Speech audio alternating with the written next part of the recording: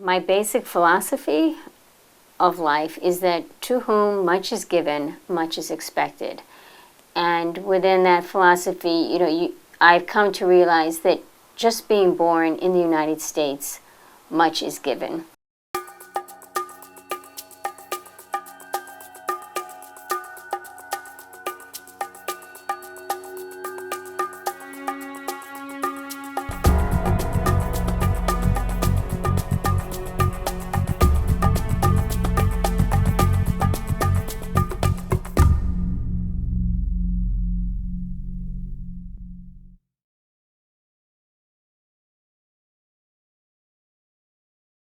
EdPowerment is really an organization, it's a foundation that provides educational support to impoverished communities, primarily in developing countries.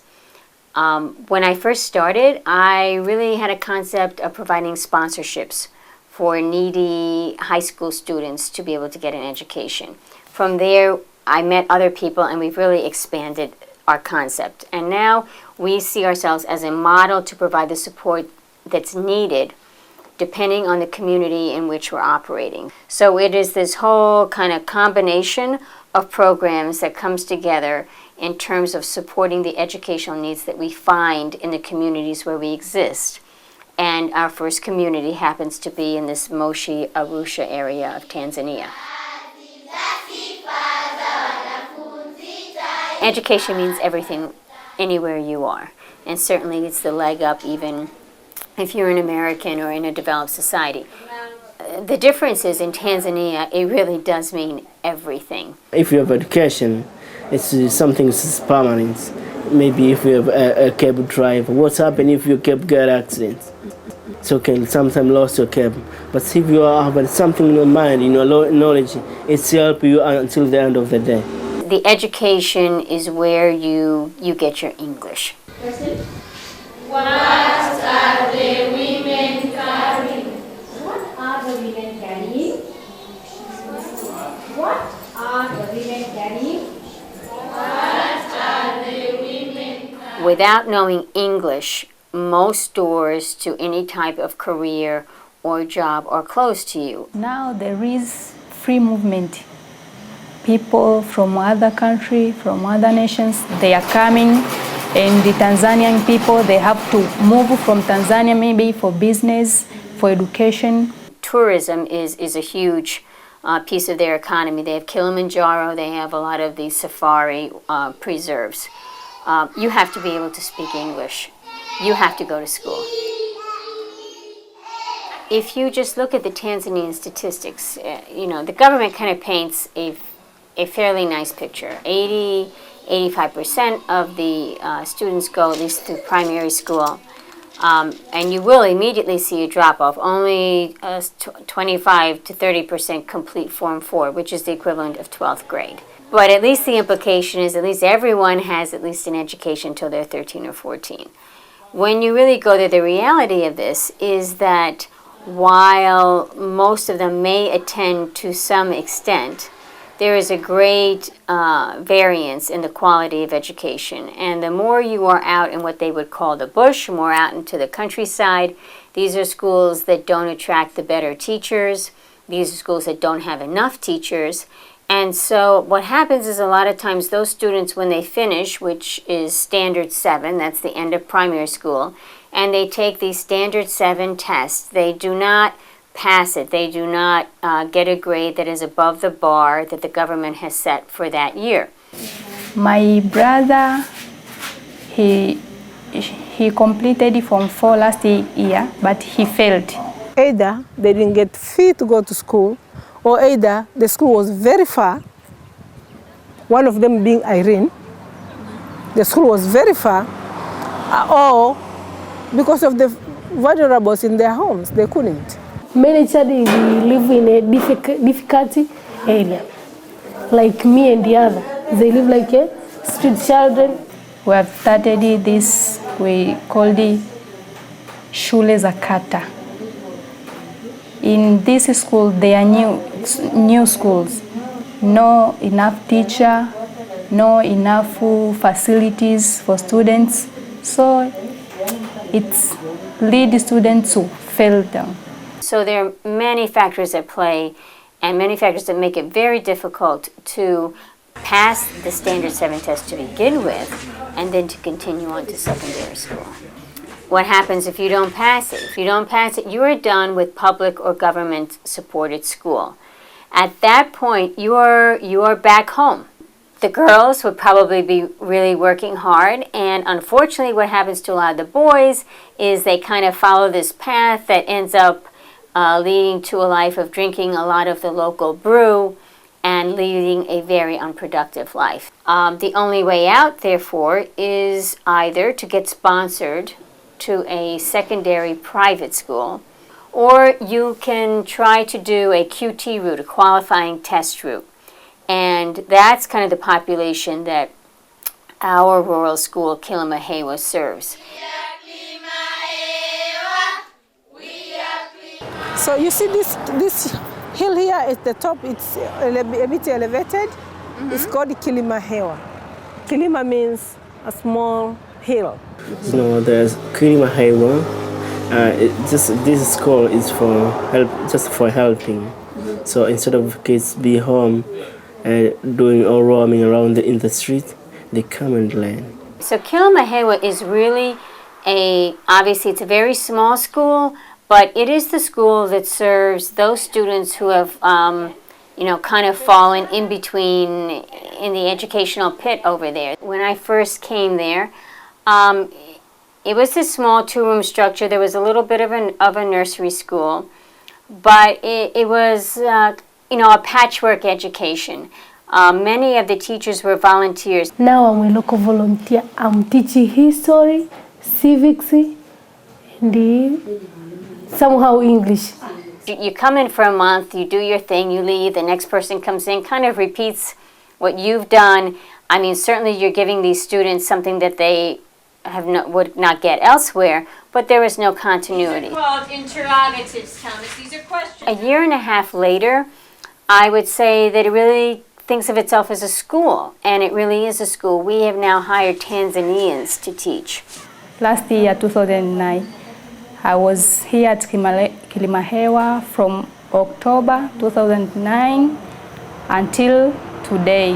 Mama Grace, our country director, has really interviewed, and we've really tried to find good teachers. Teachers, they are the ones who are helping children to grow in good condition, in knowledge, in physically and mentally. We can't pay the top salaries, but we've tried to work through that as best we can, and we have a core battery, and we're building on that battery. We came back in the summer and brought back some fundraising money that we had gotten throughout the year, and we were able to purchase textbooks. Care about this book, English book, no math books, but it's helped us a lot in teaching. We have improved the actual schoolhouse. So, for example, it maybe sounds not very important, but we now have individual desks versus the rows. We have fluorescent lights instead of one hanging light bulb. So we've tried to make it an atmosphere more conducive to learning. We've done special programs with them. We took half of them and took them on a safari so that they could learn about Tanzania, develop a little pride in their country and gain a little maybe exposure to the world that would inspire them. We have signs, all right? Signs are a great thing. It says Kilimahewa Educational Center. The kids wear polo shirts. So there's just a lot more community ownership there and a lot more pride that this is, in fact, a real official school. And that's kind of where we're going, is we do want to make it an official registered school, which kind of brings us around to something that doesn't seem to be about education, but the water project, in fact, is, because it will facilitate not only economic growth in the surrounding community, but to be registered, for example, you need flush toilets, something as simple as that. And right now we just have your basic rudimentary kind of outhouse. We also want to provide more of a lunch program. Makande is their kind of staple, and it is so important if we can do this for the children. But obviously we need to be able to cook it in a pot. We need water to do that. Water also would allow us to kind of institute better sanitary kind of practices. So we've drilled, we found water, we have the borehole drilled, and we're working on the right kind of pump to use for it. So in many ways, it's now a source of pride for the community, and it's actually delivering an educational product that has a lot more substance. Can you tell me what makes love grow? A smiling face and a helping hand. Kilimahewa serves a group of students between 13 and 18, but if we see that there is a student or two who are really extremely motivated, better qualified, their English is better or their basic skills are better, then to the extent that we can actually find a sponsorship and put them in a boarding school, we enhance their career possibilities exponentially. Because in a boarding school, you're taken out of your home environment. And if you're a girl, that is key, because now you can study. You can actually devote your time to furthering yourself and not taking care of household chores or being used or sometimes abused in the situation.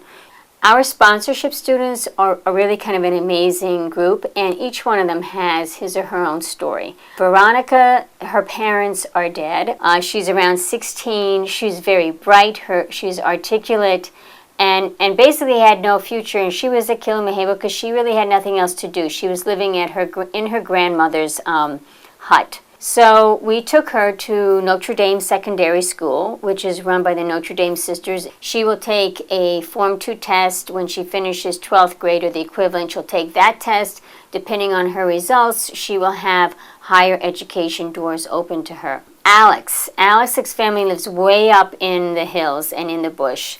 So in fact, he could not walk back and forth every day. So he actually stays in a storeroom for grain, which is about 2 miles down the road. It's a dark room. Every night he would go across the street to the bar because they have a light bulb, and he actually studies. And I wish I could show you his notebooks. We sponsor young women who escaped from a Maasai community. They were about to be married. They were 13 or 14. And they got on a bus, not even knowing where they were going, ended up at the juvenile center. But through connections, they were brought to the attention of Mama Grace. And she also got them into the secondary school at Notre Dame. So these are just a few of our stories. But, literally each person has kind of an amazing tale to tell. When I went about founding EdPowerment, actually, what I had learned was that there was a whole series of volunteers who had also taught at Kilimahewa, who really took these people to heart. And when you got on the plane and you came back to the United States, you just couldn't leave it there. So 2 of these young women live in Chicago, and they're both special needs teachers. And through Mama Grace, who has a son with autism, they really took up the cause of addressing the special needs population over there. Being a special ed teacher, here in Tanzania there are very few programs for special ed, and with Mama Grace having an autistic son, I felt like this could be a big change. With a specific focus on autism, not to the exclusion of everything else though, what we are trying to do is link this community together so that they can have kind of a mutual support system. I lost all my friends. They come in the house, Eric is hyperactive. They think Eric is cursed, or I'm cursed, or witchcraft, or things like that.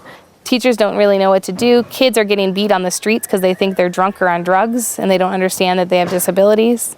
Eric, I know he's now 16, but I don't want any other parent who has a kid like Eric to get what I'm going through. I want to improve the information to the parents.